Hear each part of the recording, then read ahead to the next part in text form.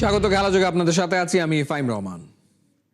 নিজেদের নিরাপত্তা ও মর্যাদা ক্ষুণ্ণ করে ভারতে টি-20 বিশ্বকাপ খেলতে যাবে না বাংলাদেশ। বুধবার সচিবালয়ে বিসিবির কর্মকর্তাদের সাথে বৈঠক শেষে এসব কথা বলেন যুব ও ক্রীড়া উপদেষ্টা আসিফ নজরুল। আর বিসিবি সভাপতি আমিনুল ইসলাম বুলবুল বলেন, ভেন্যু পরিবর্তনে আইসিসিতে আবেদনের এখনো সাড়া মেলেনি, এসব বিষয়ে প্রোপাগান্ডা ছড়ানো হচ্ছে বলেন তিনি।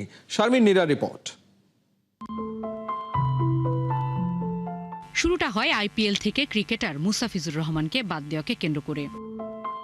তারই প্রতিক্রিয়ায় বাংলাদেশে আইপিএল সম্প্রচার বন্ধের ঘোষণা দেয় তথ্য সম্প্রচার মন্ত্রণালয়। সরকারি নির্দেশে বিসিবি জানায়, ফেব্রুয়ারিতে শুরু হতে যাওয়া টি-20 বিশ্বকাপে ভারতের মাটিতে খেলবে না বাংলাদেশ।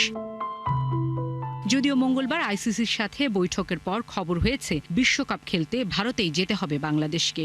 এ সমস্ত বিষয় আমলে নিয়ে বিসিবির পরিচালকদের সাথে বৈঠক ক্রীড়া উপদেষ্টার। আইসিসির বক্তব্য নিয়ে প্রোপাগান্ডা চালানো হচ্ছে জানান বিসিবি প্রধান।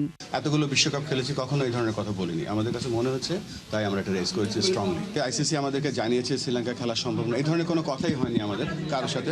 আমি জানি না, এটা একটা প্রোপাগান্ডা আমি বলবো, ফলস নিউজ। কেননা এখনো আইসিসির সাথে আমাদের যোগাযোগ হয়েছে একটা, আমরা তাদেরকে জানিয়েছি, তারা আমাদেরকে জানতে চাইছে কি কি ইস্যু, তো আমরা এখন কি কি ইস্যু সেগুলো লিখে পাঠাবো। আর ক্রীড়া উপদেষ্টা বলেন, মর্যাদা ক্ষুণ্ণ করে খেলবে না বাংলাদেশ, সেই সাথে সামনে আনেন নিরাপত্তার বিষয়টি। অবমাননার বিনিময়ে আমাদের ক্রিকেটার এবং আমাদের দর্শক, আমাদের সাংবাদিক, তাদের নিরাপত্তার বিনিময়ে, দেশের মর্যাদার বিনিময়ে আমরা বিশ্বকাপ ক্রিকেট খেলতে চাই না। যেখানে ভারতের ক্রিকেট কন্ট্রোল বোর্ড নিজেরাই বলছে কলকাতা টিমকে যে এই প্লেয়ারকে নিরাপত্তা দেওয়া যাচ্ছে না, ওনাকে তোমার টিম থেকে বাদ দাও, এটাই তো একটা ট্যাসিড রেকগনিশন যে ভারতে নিরাপদে খেলার মতো পরিস্থিতি নাই। উপদেষ্টা বলেন, শ্রীলঙ্কার মাটিতে খেলার সুযোগ রয়েছে। বাংলাদেশের যুক্তি আইসিসি নিরপেক্ষভাবে মূল্যায়ন করবে বলেও প্রত্যাশা করেন তিনি। আর দ্রুত সময়ে নিজেদের অবস্থান আইসিসিকে জানানো হবে বলে জানান আসিফ নজরুল। তো আমরা এই সিদ্ধান্ত খুব ক্লিয়ারলি নিয়েছি যে আমরা আইসিসিকে বুঝাবো যে আমাদের ভারতে খেলার মতো পরিবেশ নাই। শারমিন নীরা, ৭১, ঢাকা। বিশ্বকাপ খেলতে ভারতে যাওয়া কিংবা না যাওয়া শুধু বাংলাদেশের ক্রিকেটারদের কনসার্ন নয়, এর সাথে জড়িয়ে থাকছে আরো অনেক মানুষের নিরাপত্তা ইস্যু।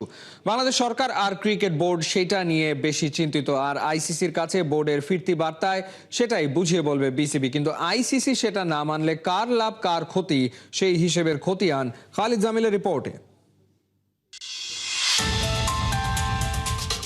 নিয়তি বোধ হয় একেই বলে, কোনো এক কাল্পনিক বিষয়ের উপর ভর করে কাটার মাস্টারকে রীতিমতো নিজেদের দেশে নিষিদ্ধ করে ছাড়ল ভারত। এমন এক সময়ে উঠল উত্তাল সেই ঢেউ, যখন ক্যালেন্ডারের পাতা গড়ালো ফেলানি হত্যার 15 বছরে।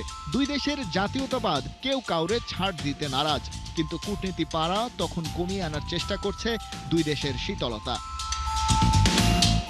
কিন্তু বিসিবির সাফ কথা, এক মোস্তাফিজকে যারা নিরাপত্তা দিতে পারবে না, তারা পুরো বাংলাদেশ টিমের নিরাপত্তা নিশ্চিত করবে কিভাবে? আর সেই সাথে অফিসিয়াল থেকে ফ্যান আরো কত মানুষ জড়িয়ে থাকে একটা বিশ্বকাপ আসরের সাথে। বিসিবি প্রেসিডেন্ট আমিনুল ইসলামের কনসার্নটা সেই জায়গায়। যেমন একটা খেলোয়াড়কেই যখন দেখলাম যে শৃঙ্খলা সিকিউরিটি দিতে অসুবিধা কারণেই তো তাকে বাদ দেওয়া হচ্ছে, তখন একটা দল, একটা পুরো বাংলাদেশের জনগোষ্ঠী যারা খেলা দিতে যাবে, এটা তো বিরাট ব্যাপার। পূর্বেও কিন্তু সিকিউরিটির কারণে বিভিন্ন এই ধরনের ইভেন্ট হয়েছে, এবং আপনারা জানেন যে হাইব্রিড বিশ্বকাপ যে হচ্ছে সেটার মূল কারণটাই কিন্তু সিকিউরিটি।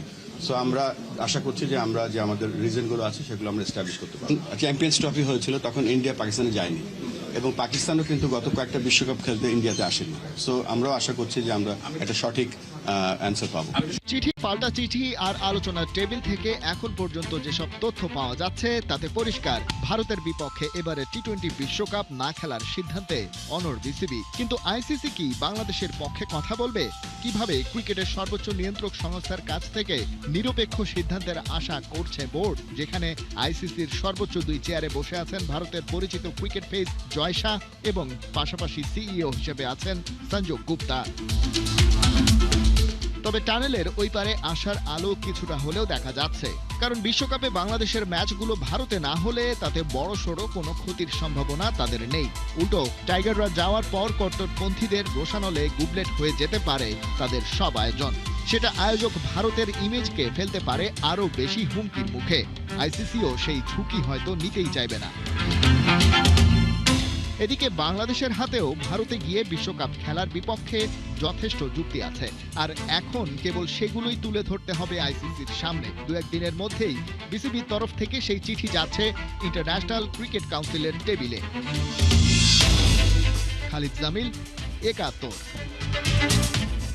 বিসিসিআই এর হঠকারী এক সিদ্ধান্তের কারণে বাংলাদেশ ক্রিকেট বোর্ড, আইসিসি এবং ভারতীয় ক্রিকেট বোর্ডের এক রশি টানাটানি শুরু হয়েছে বিশ্বকাপ নিয়ে। নিরাপত্তা শঙ্কায় বাংলাদেশ ভারতে খেলতে চায় না, আবার ভারতের ক্রিকেট কন্ট্রোল বোর্ড বিসিবির এই সিদ্ধান্তকে সমর্থন করতে চাইছে না। কিন্তু কেন এমন চল তো আইসিসি শুরু করেছে, তবে এখন কোন স্বার্থে কে বাংলাদেশের চাওয়াকে অবরুদ্ধ করতে চাইছে? ফয়সাল হাবিবের রিপোর্টে বিস্তারিত। আমরা কি আপনার সৎ ছেলে? আমাদের বেলায় কেন ভিন্ন নিয়ম? ক্রিকেটের সর্বোচ্চ নিয়ন্ত্রক সংস্থা আইসিসিকে এই প্রশ্ন করতেই পারে বিসিবি। তা না হলে যে সিস্টেম আইসিসি নিজেই বানিয়েছে সেই সিস্টেমের ব্যবহার বাংলাদেশের বেলায় নয় কেন? বলা হচ্ছে আইসিসি এসিসির হাইব্রিড নিয়মে টুর্নামেন্ট আয়োজনের কথা। ঘটনার শুরু 2023 এশিয়া কাপ থেকে। সেবার পাকিস্তানের আয়োজন করার কথা ছিল এশিয়া কাপ, কিন্তু ভারত পাকিস্তানে যেতে অস্বীকৃতি জানায়। সে কারণেই অনেক জল ঘোলার পর প্রথমবারের মতো পরিচয় করানো হয় হাইব্রিড নিয়মের, যেখানে ভারত খেলে শ্রীলঙ্কায়, বাকি সব দেশ শ্রীলঙ্কার পাশাপাশি পাকিস্তানেও খেলেছে। গেল বছরের আইসিসি চ্যাম্পিয়ন্স ট্রফিও হয় একই নিয়মে, যেখানে পাকিস্তান সহ বাকি সব দেশ খেলে আয়োজক দেশ পাকিস্তানে, ভারত শুধু খেলে সংযুক্ত আরব আমিরাতে। এমনকি তখন দুদেশের মধ্যে মধ্যস্থতা হয়, ভারত যাবে না পাকিস্তানে, পাকিস্তানও যাবে না ভারতে। কোনো ধরনের উস্কানি ছাড়াই নিরাপত্তা হুমকিতে যখন মুস্তাফিজুর রহমানের আইপিএল খেলা বন্ধ করা হয়, তখন স্বাভাবিক এবং যৌক্তিকভাবেই বিসিবি অন্য খেলোয়াড় সহ বাকি সবার নিরাপত্তার প্রশ্নে ভারত যেতে অস্বীকৃতি জানিয়েছে। সহজেই শ্রীলঙ্কায় সরিয়ে নেওয়া যায় বাংলাদেশের ম্যাচগুলো, কিন্তু এখনো পর্যন্ত ইঙ্গিত আইসিসি এমনটা করতে চাইছে না। বরং বাংলাদেশের প্রতি পরোক্ষ হুমকি, ভারতে না খেললে ওয়াকওভার পাবে প্রতিপক্ষ। হাইব্রিড নিয়ম সৃষ্টি আইসিসির, সেই নিয়মেই চলছে বিশ্বকাপও।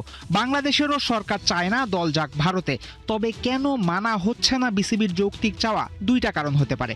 হয় বিসিবি আইসিসিকে বোঝাতে পারেনি ঠিক কতটা সেনসিটিভ পুরো ইস্যু, অথবা আইসিসিতে থাকা ভারতের আধিপত্য সংস্থাটাকে রাজি হতে দিচ্ছে না বিসিবির চাওয়ায়। কিন্তু এমন কেন করবে বিসিসিআই? বাংলাদেশ শ্রীলঙ্কায় খেললে তো কোনো লস হবে না ভারতের। বাংলাদেশের কলকাতায় খেলার কথা ছিল 3টা ম্যাচ, কিন্তু দুদেশের মধ্যে যেমন পরিস্থিতি, তাতে খুব বেশি বাংলাদেশি সমর্থকের যাওয়ার কথা নয় ভারতে। এছাড়া টিকিট বিক্রির টাকা তো বিসিসিআই পাবেই না, তাই ব্যবসায়িক দিক থেকে ভারতের মেকে বসার কোনো কারণই নাই। ফয়সাল হাবিব, একাত্তর। সবশেষে আন্তর্জাতিক টি-20 খেলেছেন 10 বছর আগে, জাতীয় দলে নেই তাও হয়ে গেল 8 বছর। তবুও নাসির হোসেনের ব্যাটে মরিচিকা ধরেনি এতটুকু। নোয়াখালীর বিপক্ষে ওয়ান ম্যান শো দেখিয়েই সেই নাসিরই এবার ঢাকাকে এনে দিলেন জয়। সেঞ্চুরি মিস হলেও দলকে জিতিয়ে মাঠ ছেড়েছেন সেই পুরনো নাসিরের নতুন ঝলক তুলে ধরেছেন পার্থ বণিক। বিপিএলে এই একটা ছবি, যেই ছবিতে সেই পুরনো হাসি। Nasir Hossain, the ultimate hard hitter. বলতে গেলে বিপিএলে একাই নোয়াখালীকে করলেন ছাড়খাড়। সিলেটে এদিন নাসির কেমন তাণ্ডব চালিয়েছেন তার একটা উদাহরণ হতে পারে নোয়াখালীর বিপক্ষে ঢাকার 5ম ওভার। বোলিংয়ে তখন নোয়াখালীর মাঝ সাদকাত, কিন্তু একই অবস্থা। বোলার প্রথম 4 বলেই হজম করলেন 3 বাউন্ডারি আর 1 ছক্কা। মাঝ সাদকাতের এই দুর্দশা যেমন অবাক করেছে, তার চেয়ে বেশি অবাক করেছে ব্যাটারের নাম, যিনি তাণ্ডব চালিয়েছেন। তিনি আর কেউ নন, নাসির হোসেন। সেই পুরনো নাসির, সেই পুরনো সব মারকুটে শট। শুধু ওই ওভার না, মাঠ ছাড়ার আগ পর্যন্ত গোটা সময় এভাবেই বল বারবার আছড়ে ফেলেছেন বাউন্ডারির ওপারে। 22 বলে 50 তুলে যেমন দর্শকদের উল্লাসে মাতিয়েছেন, তেমন 50 বলে 90 রানে অপরাজিত থেকে সেঞ্চুরির জন্য আফসোসও ছড়িয়েছেন। অবশ্য এই সেঞ্চুরি না হবার দায় যার, সেই ইমাদ ওয়াসিমের সাথে ম্যাচ শেষে হাসি মুখে পোজ দিয়েছেন নাসির। বুঝিয়ে দিয়েছেন সেঞ্চুরি না হোক, তিনি ম্যাচ উপভোগ করেছেন 100-তে 100। এদিন ঢাকার গুড লাকের শুরু সেই টস থেকে, যেখানে টস জিতে ফিল্ডিং বেছে নেন ঢাকা ক্যাপ্টেন মোহাম্মদ মিঠুন। নোয়াখালীর ব্যাটারদের আসা যাওয়ার শুরু মূলত 3য় ওভার থেকেই। সৌম্য সরকার, হাবিবুর রহমান সোহান, মুনিম শাহরিয়ার কিংবা মাহিদুল অঙ্কন প্রত্যেকেই ফেরেন সিঙ্গেল ডিজিটে। ব্যতিক্রম বলতে যে মাঝ সাদকাত ছিলেন, তাকেও 24 রানে তুলে নেন নাসির হোসেন। নোয়াখালীর এই ভরাডুবিতে এরপর প্রতিরোধ করেন মোহাম্মদ নাবি ও ক্যাপ্টেন হায়দার আলী। দুজনে মিলে করেন 90 রানের সলিড জুটি। মাত্র 3 রানের জন্য 50 মিস করেন হায়দার। 47 রানে তাকে ফেরান আব্দুল্লাহ আল মামুন। শেষ পর্যন্ত 6 উইকেটে বোর্ডে 133 রান তোলে নোয়াখালী। 42 রানে অপরাজিত থাকেন মোহাম্মদ নাবি। লক্ষ্য তাড়া করতে নেমে ঢাকাও শুরুতেই হোঁচট খায়। And credit goes to Hasan Mahmud. তার ব্যাক টু ব্যাক ওভারে কাটা পড়েন রহমানুল্লাহ গুরবাজ ও আব্দুল্লাহ আল মামুন। তবে নোয়াখালীর হম্বিতম্বি ওই পর্যন্তই। ক্রিজে এরপর তাণ্ডব শুরু করেন নাসির হোসেন। চতুর্থ ওভারে মোহাম্মদ নাবির বলে ব্যাক টু ব্যাক 3 বাউন্ডারি হাঁকানো, মাঝ সাদকাতের 4 বলে 18 রান তোলা, কিংবা রেজাউর রহমান রাজা, হাসান মাহমুদের তুলো ধুনো করা, এসবই ছিল ঢাকার ইনিংসে নাসির শো। তবে অনেকেই যখন আশা করেছিলেন নাসির সেঞ্চুরি করবেন, তখন ইমাদ ওয়াসিমের 16 বলে 29 রানে সেই সুযোগ হাতছাড়া হয়। ঢাকা জয় তুলে নেয় 35 বল আগে 7 উইকেটে। নাসির সেঞ্চুরি না পেলেও ঢাকাকে জয় এনে দেয় 35 বল আগে 7 উইকেটে। এর মধ্য দিয়ে 5 ম্যাচ খেলে ফেললেও আর জয়ের দেখা পেল না নোয়াখালী। অন্যদিকে টানা 3 ম্যাচ পর ফুল পয়েন্টস নিয়ে স্বস্তির নিঃশ্বাস ফেলল ঢাকা ক্যাপিটালস। পার্থ বণিক, 71। খেলাযোগের অফিসিয়াল ফেসবুক পেজে গেল বছরের সেপ্টেম্বরে শুরু হয় কিউট খেলাযোগ কার্নিভাল 2025, যেখানে কুইজে অংশ নেয় কয়েক লাখ ক্রীড়াপ্রেমী দর্শক। সেখান থেকে সৌভাগ্যবান 90 জনকে তুলে দেওয়া হয়েছে কিউট খেলাযোগ কার্নিভাল 2025-এর পুরস্কার। বুধবার বিকেলে বারিধারা অফিসে বিজয়ীদের মাঝে পুরস্কার তুলে দেন 71 টেলিভিশনের CEO and head of news Mohammad Shafiq Ahmed. গত বছরের 19 সেপ্টেম্বর কিউট খেলাযোগ কার্নিভাল 2025 যে কুইজ প্রতিযোগিতা শুরু করে, তাতে অংশ নেয় প্রায় 1 লাখেরও বেশি মানুষ। কিন্তু এতে সৌভাগ্যবান 90 জন বিজয়ী। কিউট খেলাযোগ কার্নিভাল 2025-এ যারা অংশ নিয়েছিলেন তাদেরকে সেই পুরস্কার দেওয়ার পালা। সবসময় খেলাযোগের পাশে আছি ইনশাল্লাহ, আর আমাদের জন্য দোয়া রাখবেন সর্বদা। Thank you. হ্যাঁ, 71 খেলাযোগটা একটু বেশি দেখি।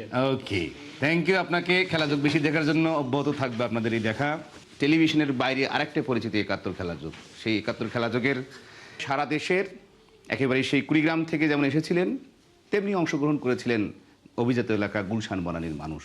71-এর সাথে সকল মানুষের সমান অংশগ্রহণ থাকবে, সেরকম প্রত্যাশা খেলাযোগের কাছে 71 টেলিভিশনের পক্ষ থেকে। একটা প্যারাসুট দুর্ঘটনা ভেঙে চুরমার মেরুদণ্ড, নিমিষেই শেষ প্যারাট্রুপার হওয়া স্বপ্ন। জীবনে আর কখনো সোজা হয়ে দাঁড়াতে পারবেন কিনা ঠিকঠাক বলতে পারেননি স্বয়ং চিকিৎসক, কিন্তু যেখানেই সংশয় সেখানেই যেন সংকল্প, হার না মানা। জীবন যে জীবনের ব্যাকরণ মেনে সবসময় চলতে পারে না, তারই জলজান্ত উদাহরণ ইমতিয়াজ ইলাহি। পঙ্গুত্ব থেকে আয়রনম্যান হয়ে ওঠা দুঃসাহসী এই ট্রায়াথলেটের ঘুরে দাঁড়ানোর গল্প থাকছে হাসান সজীবের রিপোর্টে। প্যারাশুট ট্রেনিংয়ের একটা কোর্স ছিল অ্যাডভান্স ট্রেনিংয়ের জন্য। তো সেই প্রশিক্ষণ চলাকালীন সময়ে যশোরে একটা দুর্ঘটনা হয়, যে আমার সাথে আরেকজন প্যারাট্রুপার, আমরা মাটিতে নেমে আসার সময় উনি ভুলবশত আমার প্যারাশুটের মধ্যে ঢুকে যান, যার কারণে 2টা প্যারাশুট পেঁচিয়ে যায় এবং আমরা প্রায় 200 ফিট উপর থেকে মাটিতে পড়ে যাই। আমি মাটিতে পড়ি এবং উনি এসে আমার উপরে পড়েন, যার কারণে আমার কম্প্রেশন ফ্র্যাকচার, উপরের এবং নিচের চাপে এটা ভেঙে যায়। 3টা ভার্টিব্রা ভেঙে যায়, L3, 4, 5 ভেঙে ভাঙা হাড়গুলো আমার স্পাইনাল কর্ডের মধ্যে চলে যায় এবং অনেকগুলো নার্ভ ছিঁড়ে যায়। এ যেন সিনেমার গল্পকেও হার মানায়। দুর্ঘটনায় যেখানে আজীবন পঙ্গুত্ব নিয়ে বিছানায় পড়ে থাকার কথা, সেখানে ইমতিয়াজ ইলাহি বনে গেলেন আয়রন ম্যান। সবার চোখে আঙুল দিয়ে দেখিয়ে দিলেন কিভাবে চাইলেই জীবনে বদলে ফেলা যায় সব বাধা বিপত্তির সংবিধান। দুর্ঘটনার পর পেরিয়ে গেছে 26টা বছর। টগবগে সেই যুবক পা দিয়েছেন মধ্য বয়সে।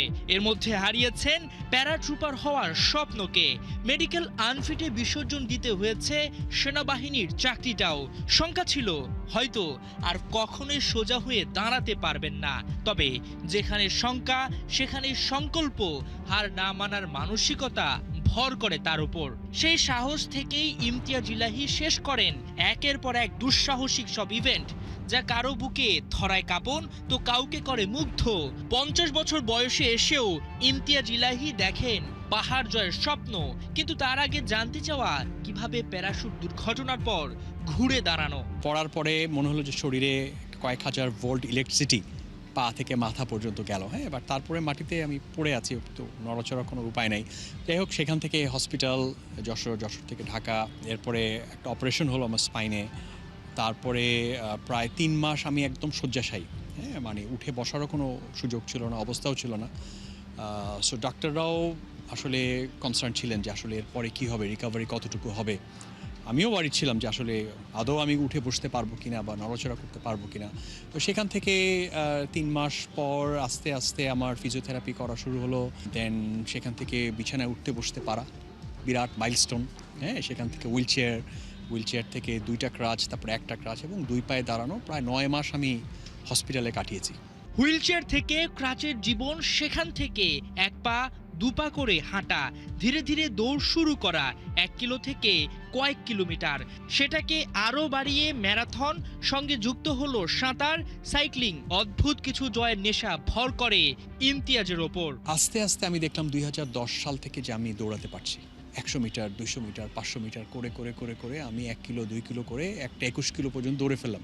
2013 সালের মধ্যে আমি 21 কিলো দৌড়ে ফেললাম। তারপরে সাইকেল চালানো শুরু করলাম। এরপরে যেটা মনে হলো যে যখন আমি শারীরিকভাবে সক্ষম হতে থাকলাম, তখন চ্যালেঞ্জটা আস্তে আস্তে বাড়ানো শুরু করলাম। শুধু দৌড়ে না, দৌড়ের সাথে সাঁতার, দৌড়ের সাথে লম্বা সাইকেল, সবই করলাম। দেশের গণ্ডি পেরিয়ে বিদেশের মাটিতে একের পর এক ইভেন্টে অংশ নিতে শুরু করেন তিনি। বয়স, স্বাস্থ্য ঝুঁকি যার কাছে হয়ে ওঠে মামুলি, ব্যথা বাধার সঙ্গে শরীরকে মানিয়ে নিতে করেন যুদ্ধ। ধীরে ধীরে নিজেকে নিয়ে যান অসম্ভব কঠিন আয়রনম্যান প্রতিযোগিতার দীর্ঘ দূরত্বের ট্রায়াথলনে। একাধিক ইভেন্টে বাংলাদেশের পতাকাকে বিশ্বের কাছে তুলে ধরেন তিনি। না, আসলে আমি কোনোদিনও চিন্তা করিনি যে আমি একসময় আয়রনম্যান দিব। আমার জন্য আসলে ওই 100 মিটার দৌড়াতে পারাটাই একটা বড় ব্যাপার ছিল। আর আমি সবসময় চেষ্টা করি যে মানে এক লাফে শেষ পয়েন্টে পৌঁছানোর থেকে এই জার্নিটাকে উপভোগ করা। হাসান সজীব, 71। এই ছিল এই মুহূর্তের খেলাযোগের সরাসরি সংবাদ অনুষ্ঠান। দেখতে চোখ রাখুন 71-এর ফেসবুক পেজ এবং সাবস্ক্রাইব করুন 71-এর ইউটিউব চ্যানেলে। 71-এর সাথেই থাকুন।